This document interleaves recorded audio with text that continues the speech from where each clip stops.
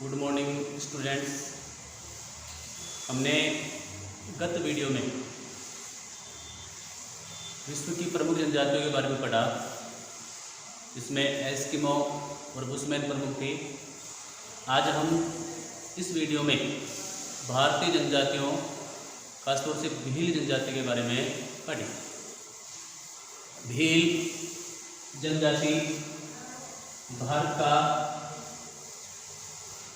तीसरा बड़ा जनजातीय समूह है।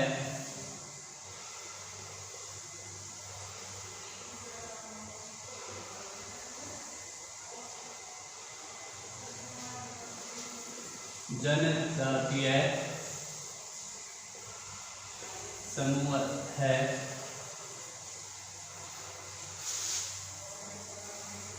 छात्रों, अगर आप ये पूछे कि पहले और दूसरे स्थान पर कौन सी जनजातियाँ हैं, तो मैं बताऊँ आपको कि पहले स्थान पर भारत में गोंड जनजाति है,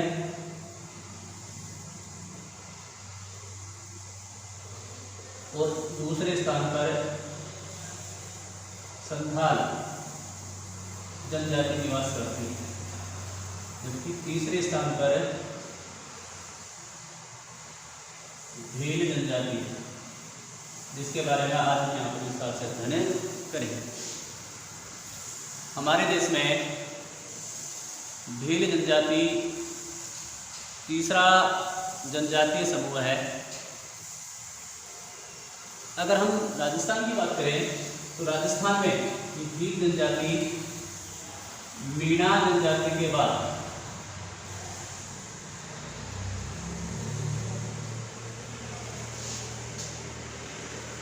दूसरा बड़ा जनजातीय समूह है। इस प्रकार स्पष्ट हो रहा है कि भारत में भील जनजाति का स्थान तीसरा है, जबकि राजस्थान में मीणा जनजाति के बाद भील जनजाति का स्थान दूसरा। अब हम बात करते हैं कि ये भील होते क्या है। तो छात्रों, ये भील जनजाति हमारे देश की सबसे प्राचीन जनजाति, प्राचीनतम जनजाति आप इसको कह सकते हैं। आपने वर्तमान समय में महाभारत, रामायण धारावाहिक आपने देखे हैं। इस दौरान आपने दो लघु कथाएं भी साथ में देखी है। एक दंडकारण्य में जब भगवान राम सीता की खोज में होते तो वहाँ पर एक वृद्ध महिला जो सबरी नाम से है, वो उनको झूठे बेर खिलाती। तो वो सबरी महिला इसी भील जनजाति से संबंधित थी। दूसरे, अगर हम महाभारत की बात करें तो महाभारत में एकलव्य नाम का एक धनुर्धर था, जो कि गुरु द्रोणाचार्य को अपना गुरु मान करके स्वयं ही विद्याभ्यास कर रहा था। तो वो एकलव्य भी इसी भील जनजाति से संबंधित था। और अगर हम मध्यकाल की बात करें तो मध्यकाल में महाराणा प्रताप की, हमारे देश के बीच सेनानी हुए हैं महाराणा प्रताप।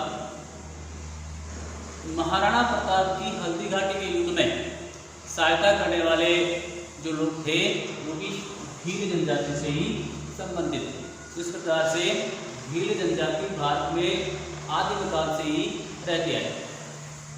अब हम बात करते हैं, ये भील जो है इनकी उत्पत्ति किस शब्द से हुई है। तो भील शब्द की उत्पत्ति अनेक विद्वानों ने अनेक प्रकार से मानी है। जैसे भील शब्द की उत्पत्ति कुछ लोग द्राविडियन, जो हमारे दक्षिण भारत की भाषा है, तो द्राविडियन भाषा के बेलू शब्द से मानते हैं।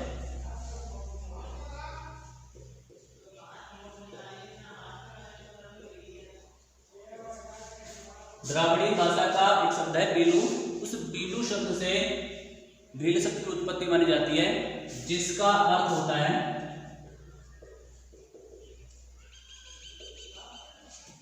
तीरंदाज, अर्थात तीर कमान चलाने वाला या तीर कमान में सिद्धहस्त, ऐसे लोगों को भील कहा जाता है। कुछ विद्वान संस्कृत भाषा के मूल शब्द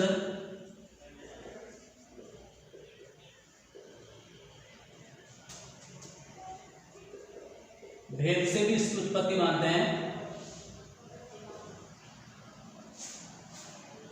भेद का शाब्दिक अर्थ होता है भेदना या वध करना। अब चूंकि ये जनजाति आखेटिक जनजाति है, शिकार करके अपना जीवन यापन करती थी प्राचीन काल में, इसके कारण से इसके लिए संस्कृत भाषा के मूल शब्द भेद का भी उपयोग किया जाता है। तो इस प्रकार हम देखेंगे कि भील शब्द की उत्पत्ति द्राविड़ भाषा के भील से या फिर संस्कृत भाषा के मूल शब्द भेद से हुई। अब हम बात करें कि भील जनजाति आदिम काल से निवास कर रही है, तो ये आदिम काल में कौन कौन सी जगहों पर शासन करती थी?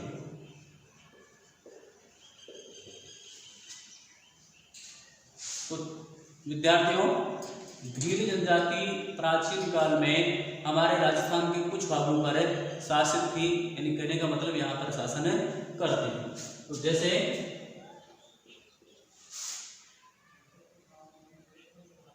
बांसिया, जिसका वर्तमान नाम है बांसवाड़ा,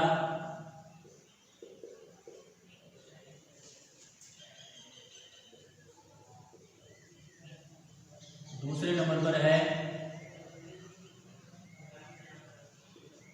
देवावा। देवावा मतलब वर्तमान का उदयपुर।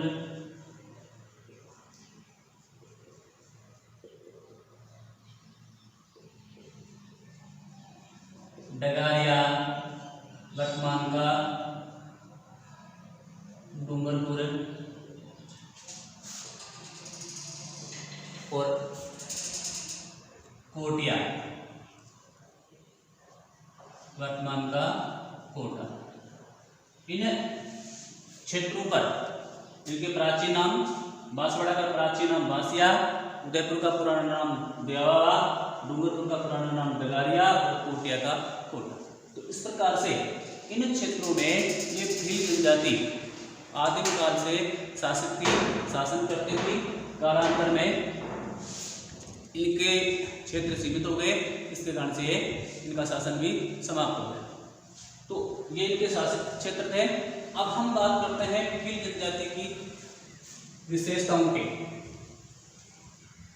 भील जनजाति की कौन कौन सी विशेषताएं हैं? भील जनजाति अपनी दो प्रकार की विशेषताओं के लिए विख्यात है। एक शारीरिक विशेषताएं,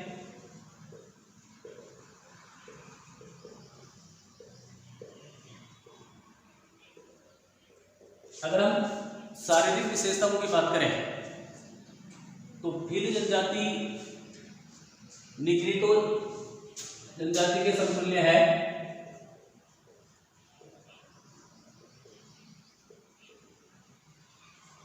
सॉरी, निग्रिटो प्रजाति के समतुल्य है।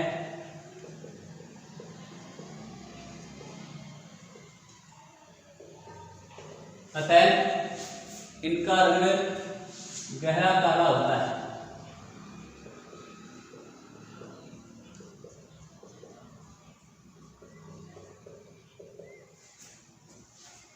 यानी ये गहरे काले रंग के होते हैं।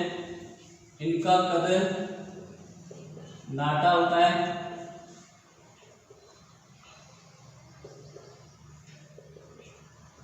बाल रूखे होते हैं।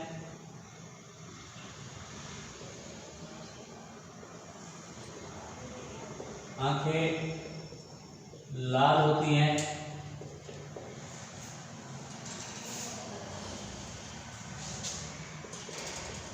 शरीर सुडौल व मजबूत होता है।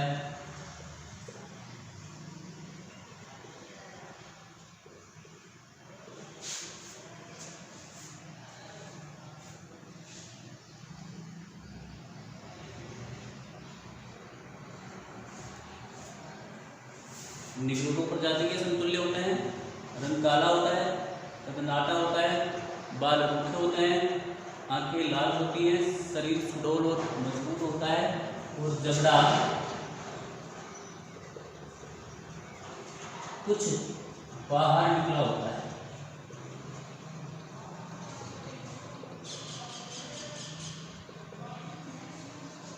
इनकी शारीरिक विशेषताएं हैं। अब हम इनकी बात करें चारित्रिक विशेषताओं की।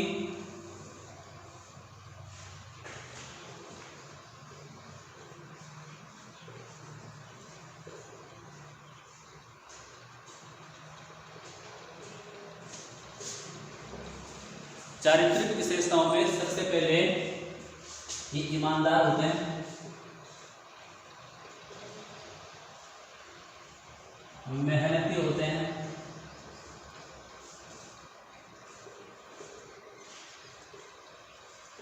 चोरी करने को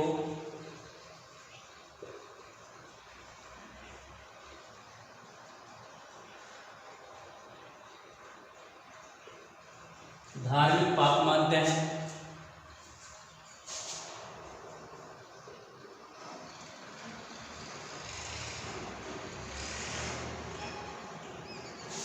केसरिया नाथ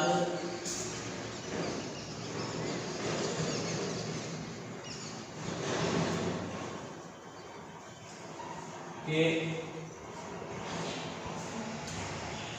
चढ़ी हुई केसर का पानी पीकर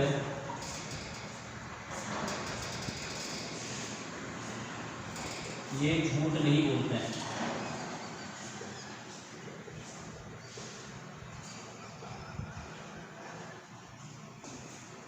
ये इनकी चारित्रिक विशेषताएं हैं, यानी ये ईमानदार, मेहनती, चोरी करने को धार्मिक पाप मानते हैं, केसरिया नाथ जी की चढ़ी हुई केसर को का पानी पी करके फिर ये झूठ नहीं बोलते हैं।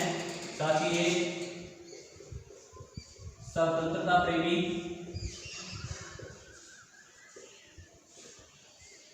देश प्रेमी होते हैं।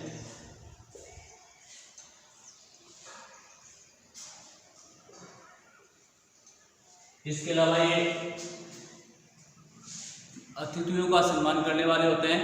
यदि इनके घर पर कोई शत्रु भी चला जाता है तो भी उस समय उसका सम्मान ही करते हैं। तो इनकी चारित्रिक विशेषताएं हो गई, शारीरिक विशेषताएं हो गई। अब हम बात करते हैं भील जनजाति के निवास क्षेत्रों के बारे में। भील जनजाति के निवास क्षेत्र हमारे भारत में 4 जगहों पर हैं। बात करते हैं पहले राजस्थान में। राजस्थान के दक्षिणी पूर्वी भागों में भील जनजाति का निवास मुख्यतः है, यानी अरावली पर्वतमाला में इनका निवास है।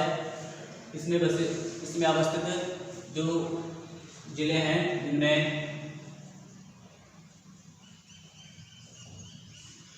बांसवाड़ा, डूंगरपुर,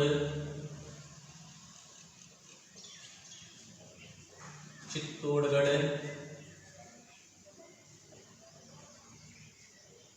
उदयपुर,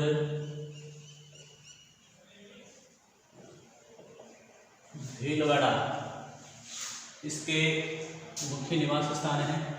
यानी राजस्थान में अरावली पर्वतमाला के सारे बांसवाड़ा, डूंगरपुर, चित्तौड़गढ़, उदयपुर, भीलवाड़ा जिलों में ये प्रमुखता से निवास करते हैं। तो बात करते हैं हम मध्य प्रदेश में। मध्य प्रदेश में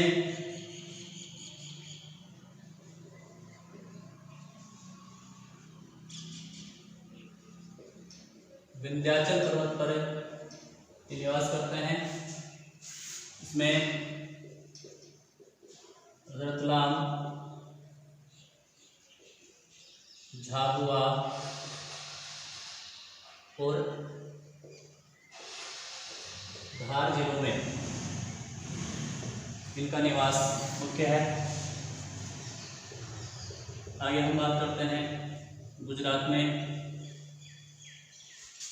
गुजरात के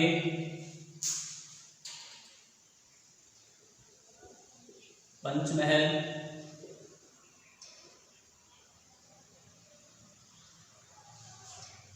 गुजरात के पंचमहल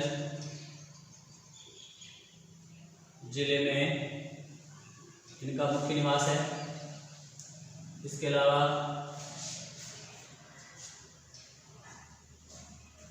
दक्षिण पश्चिमी गुजरात में ये प्रमुखता से निवास करते हैं।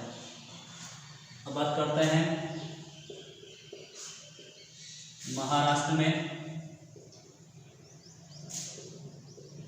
महाराष्ट्र के और मध्य प्रदेश के बीच सतपुड़ा की पहाड़ियों में इनका निवास है। इसमें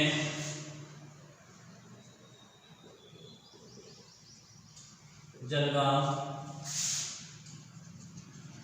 धुले, नासिक आदि जिलों में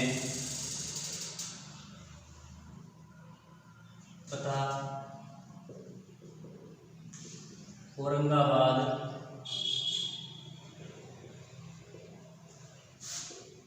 अहमदनगर,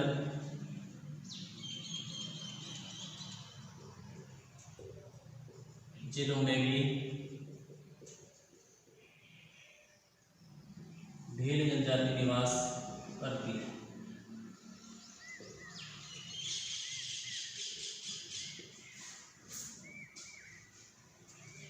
मानचित्र की दृष्टि से अगर हम देखें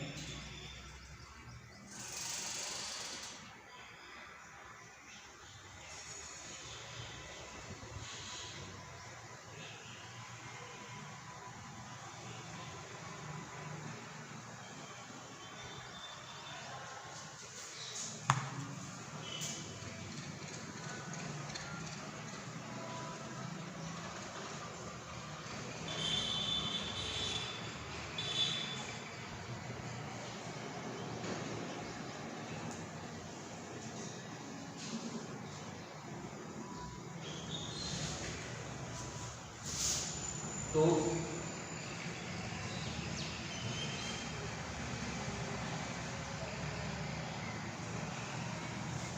इस क्षेत्र में भील जनजाति का प्रमुखता से निवास होता है।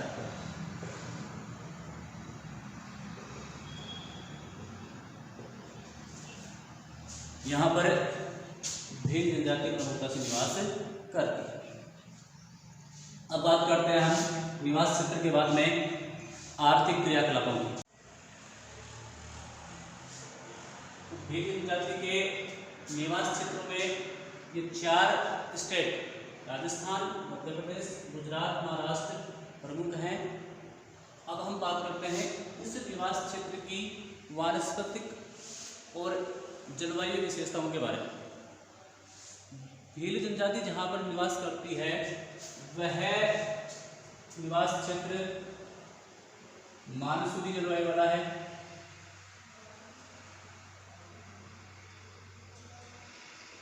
यहाँ की जलवायु मानसूनी है, मानसून प्रकार पाया जाता है। अतः यहाँ पर पर्याप्त मात्रा में वनों की संख्या पाई जाती है। यदि आप कह सकते हैं कि इस क्षेत्र में 33% वन पाए जाते हैं।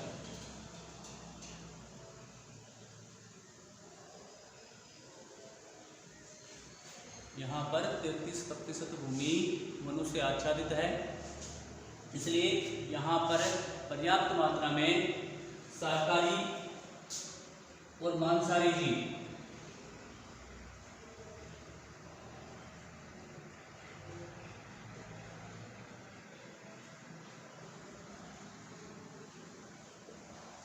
मांसाहारी जीवों की भरमार है। अब अगर हम बात करें इनके आर्थिक क्रियाकलापों के बारे में, हम पढ़ेंगे भील जनजाति के आर्थिक क्रियाकलाप। भील जनजाति के आर्थिक क्रियाकलापों में हम सबसे पहले पढ़ेंगे आखेट।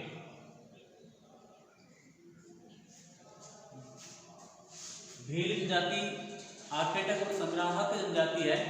तो ये आदिम काल में बहुत ज्यादा मात्रा में शिकार करते थे, शिकारी जनजाति के नाम से ये जानी जाती थी। वर्तमान में इनके शिकार पर प्रतिबंध है, क्योंकि भारत में शिकार करने पर निषेध है, अतः ये लोग अब कृषि कार्य करने लगे। फिर भी ये लोग चोरी छुपे शिकार करते हैं। तीर कमान से मुख्यतः शिकार किया जाता है। इसके अलावा पुरुषों के द्वारा तालाबों और झीलों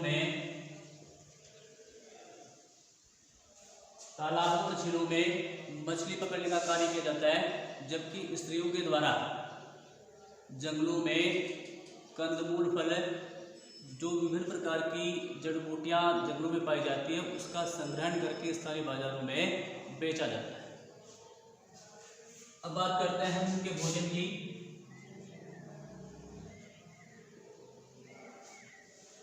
भील जनजाति चूंकि पहले शिकारी जनजाति थी, इसलिए मांसाहारी है। फिर भी अब शिकार पर निषेध होने के कारण से अब ये लोग विभिन्न प्रकार की खाद्य सामग्री, जैसे मक्का इनका प्रिय भोजन है।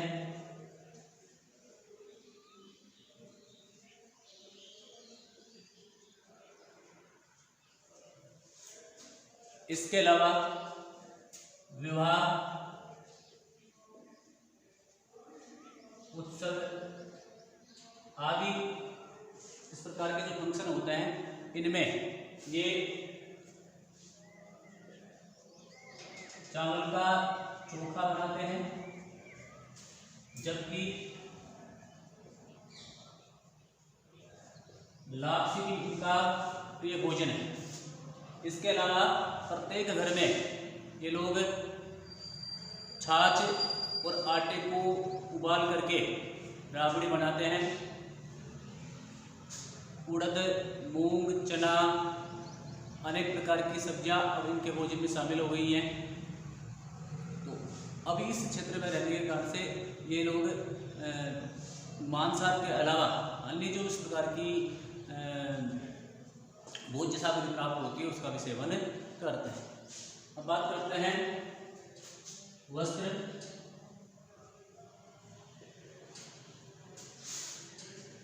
भील जनजाति पहले जंगलों में निवास करते थी, आदिम जनजाति थी, इसलिए बहुत ही कम वस्त्र पहनती थी। पुरुष लोग खाल से बने नेकर पहनते थे, जबकि स्त्रियां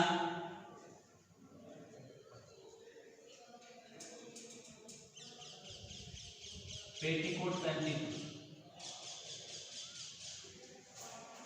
छात्रों, पेटीकोट एक नीचे पहने जाने वाला वस्त्र होता है। तो खाल से बना लेकर स्त्रियां पेटीकोट, यही इनका मुख्य परिधान था। लेकिन वर्तमान में ये लोग अंगरखी,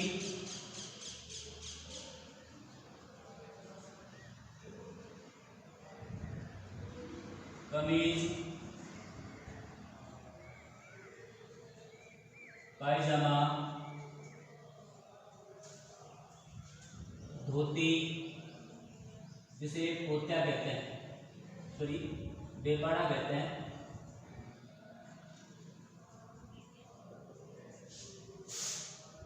साफा जिसे पोत्या कहते हैं, अंगरखी, कमीज, पायजामा, धोती, देपाड़ा, साफा, पोत्या कहलाता है। और पैंट शर्ट भी पहनते हैं। ये उर्दू के मुख्य परिधान हैं। स्त्रियां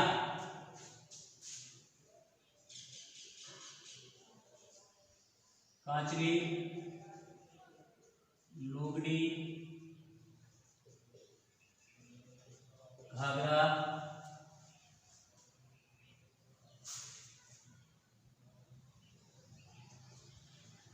ओढ़नी पहनती हैं। इसके अलावा लड़के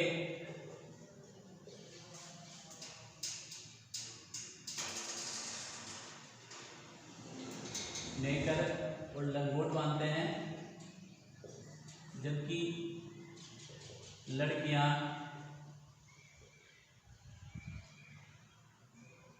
लहंगा और ओढ़नी पहनती हैं।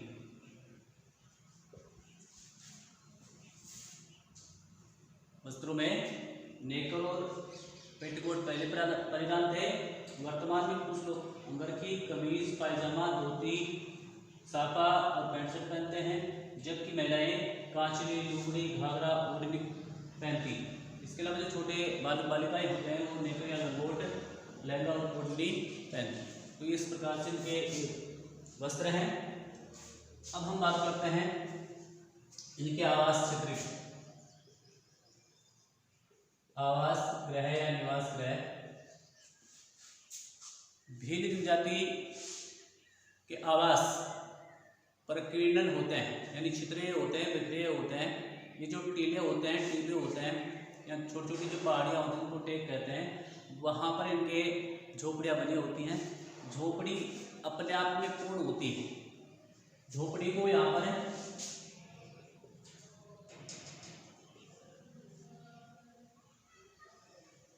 टपरा कहते हैं। ये झोपड़ी अपने आप में पूर्ण होती है। इसमें रहने के लिए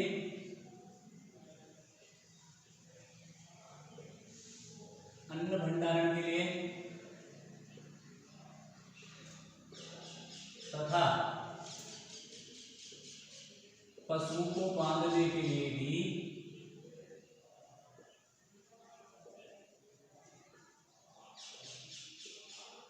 पर्याप्त जगह होती है।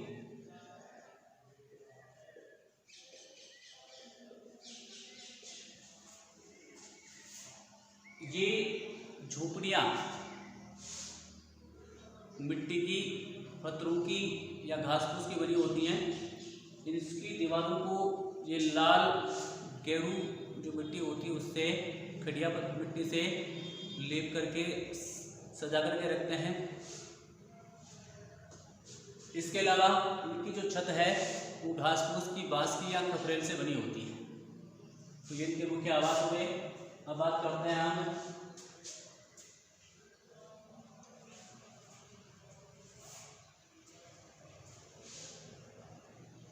यंत्र उपकरण की।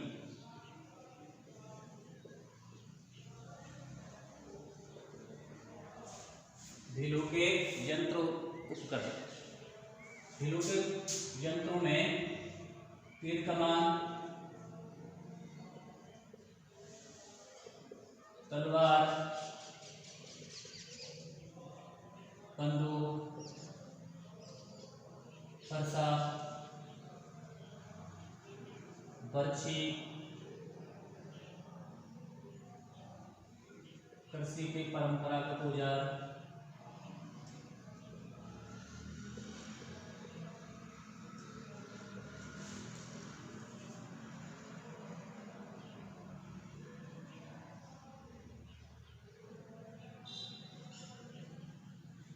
बांस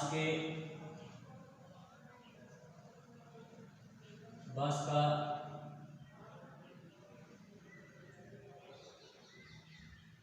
छाजला,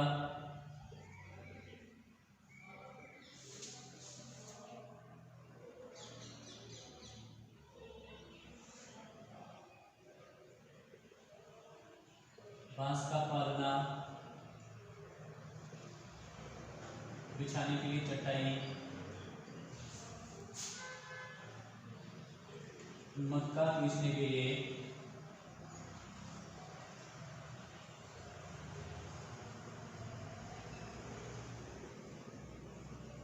चक्की। इसके अलावा चिड़ियों को मारने के लिए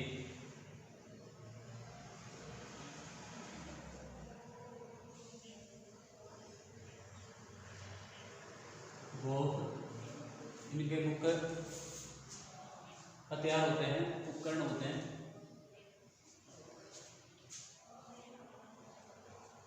तो इस प्रकार से ये भील जनजाति के आर्थिक क्रियाकलाप हो गए, जिसमें आर्थिक, भोजन, वस्त्र, आवास गृह और यंत्र और उपकरण। अब हम पढ़ेंगे समाज और संस्कृति। भीलों की समाज और संस्कृति में अपनी विशिष्ट पहचान रखते हैं। ये पितृसत्तात्मक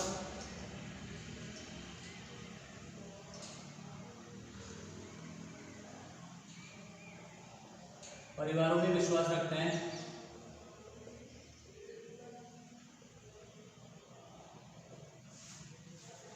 इनके पितृसत्तात्मक परिवार होते हैं। प्रत्येक परिवार का अपना एक कुल होता है। ये कुलों में विभक्त होते हैं। प्रत्येक कुल का अपना गण चिन्ह होता है। गण चिन्ह इनका एक तरह से ध्वज होता है। तो ये प्रत्येक कुल का अपना एक गण चिन्ह होता है। प्रत्येक कुल का अलग से गांव होता है।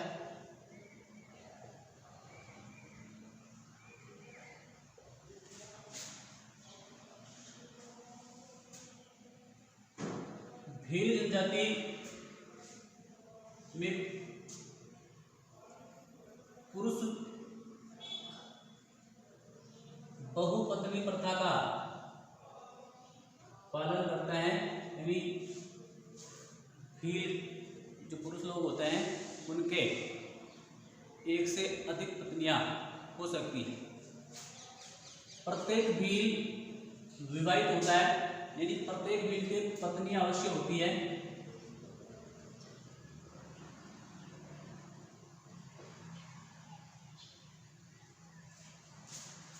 ये चाहे पत्नी भगा करके लाई गई हो या फिर शादी करके, लेकिन प्रत्येक भील चाहे वो युवा हो चाहे वो वृद्ध हो, उसके पत्नी अवश्य होती है। भील लोग अनेक प्रकार के विवाह करते हैं। इनके विवाहों के प्रकार भी अलग अलग हैं। इनके मुख्य विवाहों में विनिमय विवाह अर्थात ये आदान प्रदान करके विवाह करते हैं। सेवा विवाह, इसमें भील युवा के यहाँ पर जाकर के अपनी कुछ समय के लिए सेवाएं प्रदान करता है, और जब भील युवती को उसकी सेवाएं, उसके परिवार को उसकी सेवाएं पसंद आ जाती हैं तो फिर उसके साथ विवाह कर दिया जाता है। ऐसा विवाह सेवा विवाह कहलाता है। क्रय विवाह ये भी एक विवाह का प्रकार है, यानी इसमें भील युवती को विवाह के लिए खरीदा जाता है। ये क्रय विवाह कहलाता है। ऐसे क्रय विवाह को दापा भी कहते हैं। दापा एक प्रथा है जिसमें कन्या पक्ष को वर पक्ष की तरफ से मूल्य चुकाना पड़ता है। ऐसी प्रथा को दापा प्रथा कहते हैं, जो क्रय विवाह के अंतर्गत आते हैं। इसके अलावा मोरबांधियों,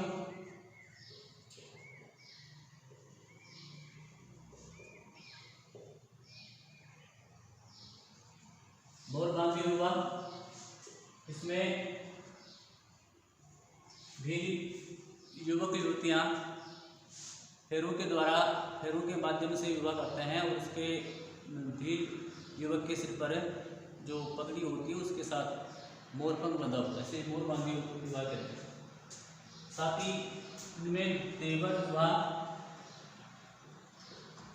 भी प्रचलित है, यानी कोई भी युवक की पत्नी अपने पति के छोटे भाई के साथ भी विवाह कर सकती है, वो देवर विवाह कहलाता है। इसके अलावा अपहरण विवाह जो होता है, यानी जबरन उठा करके किया गया विवाह, अपहरण विवाह कहलाता है। साथ ही इनके एक और प्रथा देखने होती है जिसे गोल गाधेड़ो प्रथा कहते हैं। ये गोल गाधेड़ो भील युवक के द्वारा अपने साहस, अपने बुद्धि बल के द्वारा, अपने बाहुबल के द्वारा उस भील व्यक्ति को रिझा करके उसके साथ प्रणय करना गोल गाधेड़ो प्रथा कहलाती है। तो इसके विवाह के प्रकार हुए। अब आगे हम बात करते हैं कि इनका जो गांव होता है, ये दो प्रकार के गांव होते हैं। एक गांव जो अपेक्षाकृत छोटा होता है, तो ऐसे छोटे गांव को ये लोग पाल कहते हैं।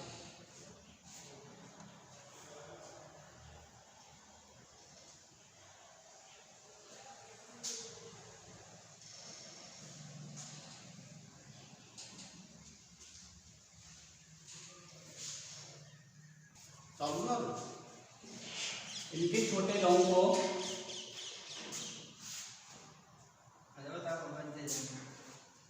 फला और बड़े गांव को पाल कहते हैं। गांव के मुखिया को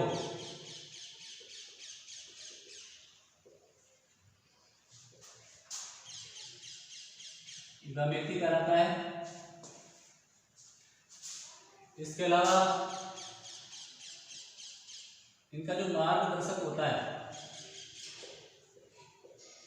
उसको बोलावा कहते हैं। इनके जो धार्मिक अनुष्ठान आदि करते हैं, धार्मिक कार्य करते हैं, धार्मिक कार्य करने वाले को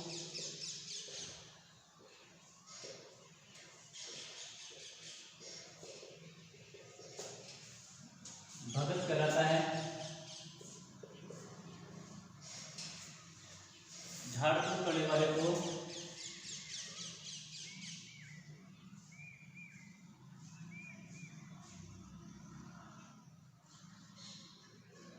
भोपा कहलाता है। ये लोग अनेक गोत्रों में बटे होते हैं, जिसको कटक कहते हैं। और इन कटकों में अलग अलग गोत्र होते हैं, जैसे ताबड़ियार, कटारा, पारगी, रोध आदि। ये इस प्रकार से इनके विभिन्न गोत्र हैं। ये लोग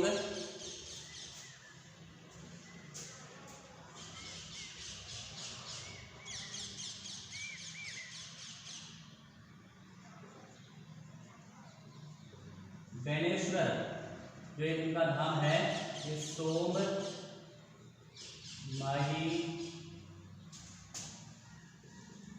और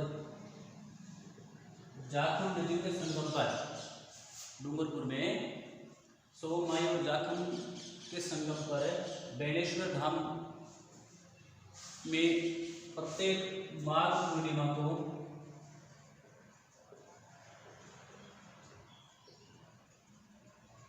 मेले का आयोजन करते हैं।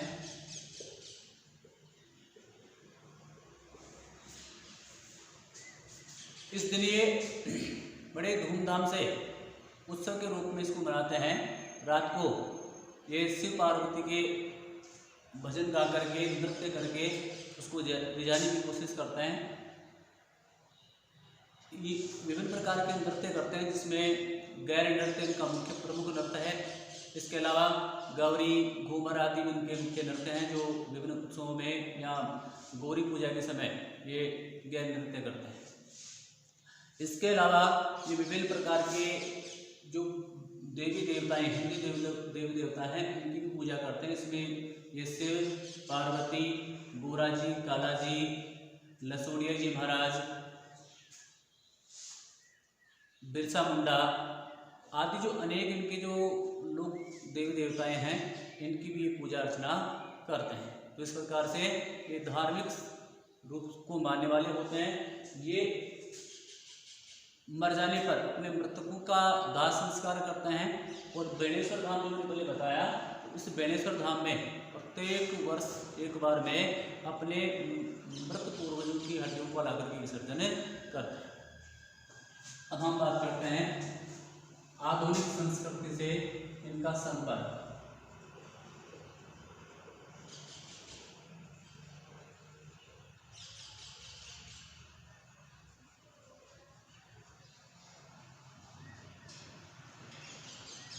भील जनजाति